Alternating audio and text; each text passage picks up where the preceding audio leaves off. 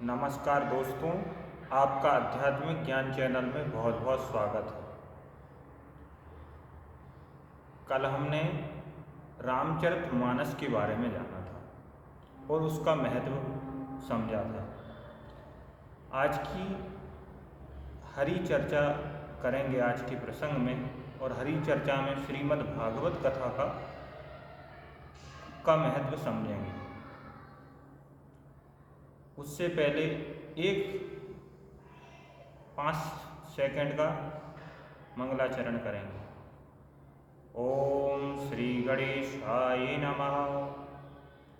ओम श्री गणाधिपते नमः। कृष्णाय वासुदेवाय हराय परमात्मने प्राणेत्क्लेशनाशाय गोविंदाय नमोस्तुते। गोविंदाय नमोस्तुते। श्री कृष्ण भगवान के चरणों में कोटि कोटि नमन। गणेश जी के चरणों में कोटि कोटि नमन करते हुए हरि चर्चा के अंदर श्रीमद् भागवत कथा का महत्व समझेंगे। श्रीमद् भागवत कथा एक अलौकिक ज्ञान है, आध्यात्मिक ज्ञान है, जिसको सुनने से माया, मोह और पूरे विकार जीवन के सारे नष्ट हो जाते हैं। जिसने भागवत कथा को सुना है, पढ़ा है, समझा है, उसके जीवन में दुख और सुख की अनुभूति नहीं होती। वो परमात्मा की प्राप्ति की ओर बढ़ जाता है, क्योंकि भागवत से भागवत का जो शब्द भा होता है वो भक्ति का होता है। जिसमें गा शब्द बना रहता है वो ज्ञान का होता है, और जो वा शब्द है वो वैराग्य का होता है, और जो ता शब्द बना हुआ है उससे त्याग होता है। जिसके अंदर भक्ति आ जाती है उसके अंदर ज्ञान ऑटोमेटिक आ जाता है, और जिसके अंदर भक्ति ज्ञान हो जाता है उसमें वैराग्य आ जाता है, और वैराग्य के बाद त्याग होना लाभान्वित है। भागवत कथा का बहुत महत्व है। एक बार की बात है, महाभारत युद्ध चल रहा था। युद्ध चलते समय दुर्योधन की जंघा को भीम ने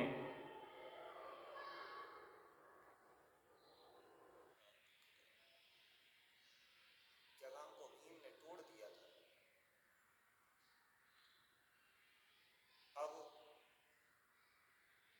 भीम दुर्योधन तड़प रहा है दुख के लिए। दुख से जंघा की पीड़ा बहुत दर्दनाक होती है। अब उनके पास, दुर्योधन के पास, उनका मित्र अश्वत्थामा आता है और कहता है कि मित्र, मैं तुम्हारी मृत्यु का प्रतिशोध लूँगा।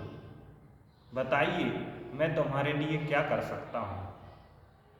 दुर्योधन कहने लगा, अगर तू मेरे लिए कुछ करना ही चाहता है तो मुझे 5 पांडवों की मौत चाहिए। अश्वत्थामा ने कहा, आज तुम्हारे सामने 5 पांडवों के सिर लेके आऊँगा।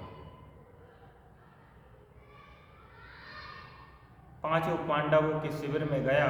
कृष्ण भगवान तो अंतर्यामी थे, उन्होंने 5 पांडवों को पहले ही समझा दिया था। बोले, आज तुम तुम्हारे कक्ष में मत सोना, आज तुम्हारे पुत्र सोएंगे। पांडवों ने ऐसा ही किया, और उनके कक्ष में उनके पुत्र भी बिल्कुल पांडव जैसे लगते थे।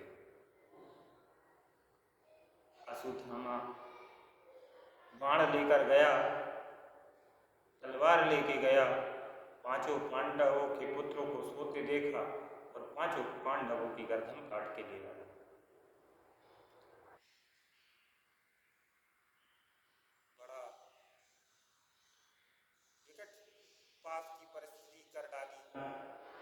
दुर्योधन के सामने लेके आ गया।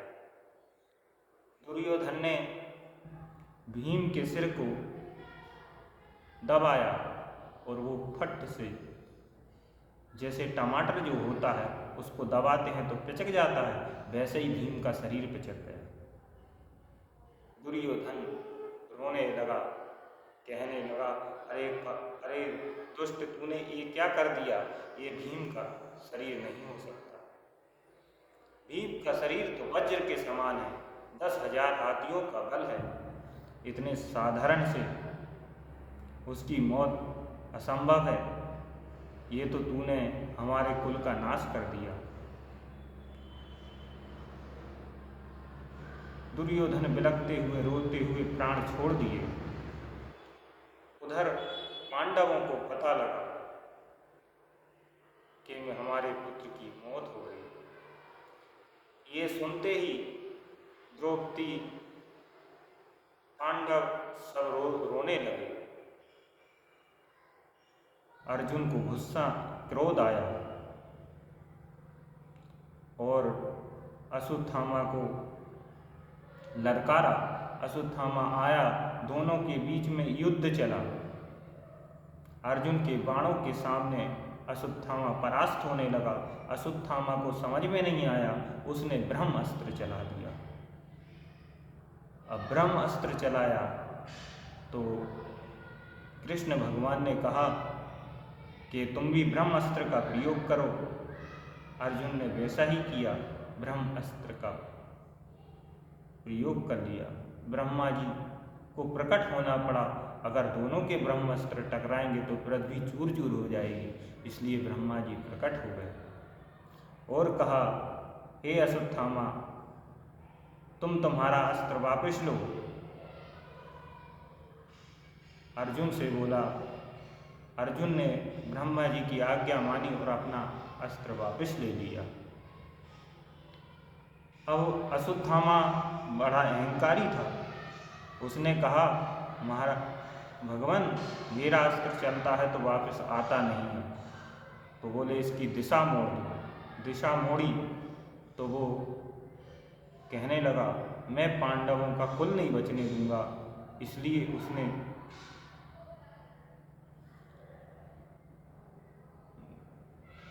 अभिमन्यु की पत्नी की ओर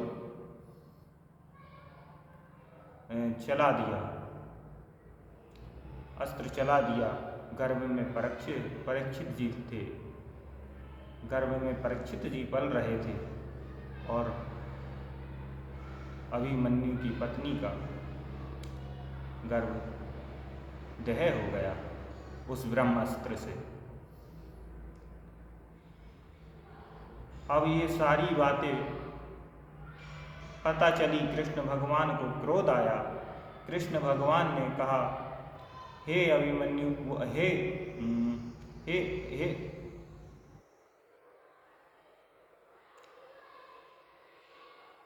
हे अश्वत्थामा, अगर आप इतने अहंकारी और घमंडी हो, तुम क्या सोच रहे हो? मौत तुम्हारे बस की है, जब चाहे किसी को भी मार दोगे।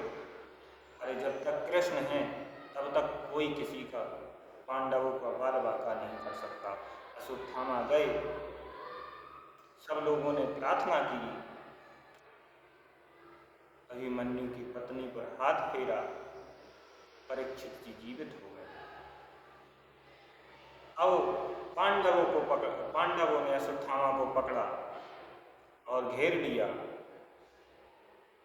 और कहा, इसको सजा मिलनी चाहिए। द्रौपदी से पूछा, बोलो, तुम्हारे 5 पुत्र मारे हैं, इसको क्या सजा देनी चाहिए? तो द्रौपदी कहती है कि ब्राह्मण का पुत्र है और आपका गुरु पुत्र है, इसलिए हे पांडवों, इसको छोड़ दो। ये एक माँ कह रही है। उस समय क्या परिस्थिति बनती होगी जिसके 5 पुत्र किसी ने मार दिया हो और उसके सामने वही खड़ा हो तो आज की माँ होती तो सिर से गर्दन काट देती, परंतु धन्य है द्रौपदी मैया जो कह रही है अश्वत्थामा को छोड़ दिया जाए। अश्वत्थामा पश्चाताप होने लगा, कृष्ण भगवान के सामने हाथ जोड़ लिए, बोले अब ऐसी गलती नहीं करूँगा, मुझे क्षमा कर दो। क्षमा कर दिया और अश्वत्थामा को की मणि निकाल कर छोड़ दिया। आज भी अश्वत्थामा जीवित है। अब युधिष्ठिर जी को हस्तिनापुर का राजा बना दिया गया। सभी अपने अपने धाम को जाने लगे। कृष्ण भगवान भी परलोक धाम जाने लगे। अब कलयुग का अवतार होने वाला था। द्वापर युग खत्म हुआ, कलयुग का अवतार होने वाला था। कलयुग का चरण, पहला चरण द्वापर के बाद आया था। अब जैसे ही कलयुग बैल के रूप में आया और राजा परीक्षित बैल धर्म का प्रतीक है और कलयुग बैल को सता रहा था। ये परीक्षित जी को देखा नहीं गया। अभी पांडवों का खून परीक्षित जी में है। धर्म की रक्षा करना उनका परम कर्तव्य है। उन्होंने कहा, हे कलयुग, मैं तुझे नष्ट कर दूंगा। कलयुग ने कहा, भगवान, हे राजा, आपकी शरण में हूँ, मुझे क्षमा कर दीजिए। राजा ने कहा, ठीक है, मैं तुझे क्षमा करता हूँ, पर बोले तू ये बता, यहाँ से चला जा। बोले महाराज, मैं जा नहीं सकता हूँ, मेरी बड़ी महिमा है। बोले कौन सी महिमा है? बोले द्वापर में कई लोग भजन पूजन करते थे, जब जाके फल मिलता था।